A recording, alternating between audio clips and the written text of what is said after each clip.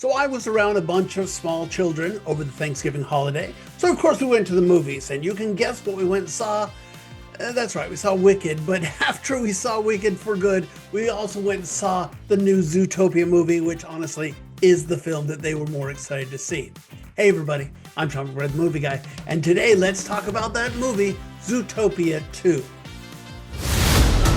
This is a make or break assignment. Fail and I will split you up. No snake has set foot in Zootopia in forever. Pops and Wild? The dream team. Sorry, Paul. Jennifer Goodwin and Jason Bateman are back in the animated family film Zootopia 2. They play Judy Hopps and Nick Wilde. They're a bunny and a fox who are police officers that now work for the Zootopia Police Department. If you don't know the premise of these movies, Zootopia is a city where all sorts of animals live and work together. Well, almost all kinds of animals, as these are all mammals that are living in the city, which is why everybody goes crazy when a snake called Gary the Snake shows up.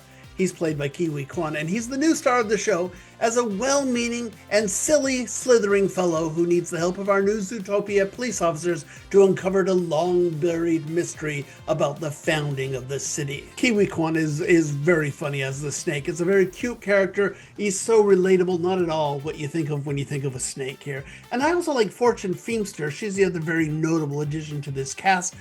She plays a beaver named Nibbles, who takes our heroes to a different part of the city that they didn't know about. And of course, Jennifer Goodwin and Jason Bateman, well, they're the stars of the show. They have real chemistry. They're very good together. I particularly like how the bunny brings the hopeful nature to the movie, whereas the fox brings the snarky attitude. Love it. Also starring in this movie, Andy Samberg, David Strathairn, Idris Elba, Patrick Warburton, Danny Trejo, Quinta Brunson, Macaulay Culkin, and Shakira.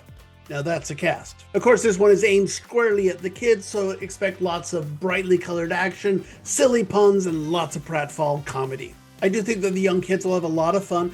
Moms and dads, maybe not so much. Unlike the last film, there's not as much here to appeal to the grown-ups, although I will give the film credit for one reference to The Shining that tickled the film lover in me. That's right, Stanley Kubrick's The Shining gets a shout out in Zootopia. Great, I loved it. Now this is a film that has an overt social message about how cultures and institutions are frequently built thanks to the labor of the poor and the downtrodden in our society. And I know that some people will roll their eyes at, woke filmmakers shoving an agenda into this kid's movie, but it's not so strong a message that it gets in the way of the story. I mean, no more than the empowerment and diversity themes were in the original movie. The animation is big and bold, giving us new worlds and characters to explore. I wouldn't call it cutting edge or particularly artistic, but it's bright and it holds the kids' attention. I will say that I found the film to be a little long and it did lag. I mean, there's a lot of action in this, but there were times where I was a little bored, I'll be honest with you. Still, the young kids around me, they seem to like it, so maybe it's a generational thing. I thought it was an okay movie, a fun escape for Uncle Sean and his nieces and nephews. The kids liked it a lot more than I did, but I give Zootopia 2.5 stars out of 4. I still liked it quite a bit. And look, like I said, the young kids around me, they seem to enjoy it more than I did. So maybe that's the thing. If you like this, or if your kids like this, feel free to comment below. I'd like to hear your comments about any of my movie reviews here. Of course, subscribe to the channel so you get all of my reviews just as soon as they come out. And check out the podcast. It's called Two Movie Guys. Every week, my friend Joe Fryer and I get together and we chat about all of the week's big new movies. We've been off for 2 weeks because of the holidays, so we got a lot to catch up this week. Just look for Two Movie Guys wherever you get your podcasts. Okay, we made it through the Thanksgiving holiday. You know what that means? It means it's almost time for the serious Oscar players to come out.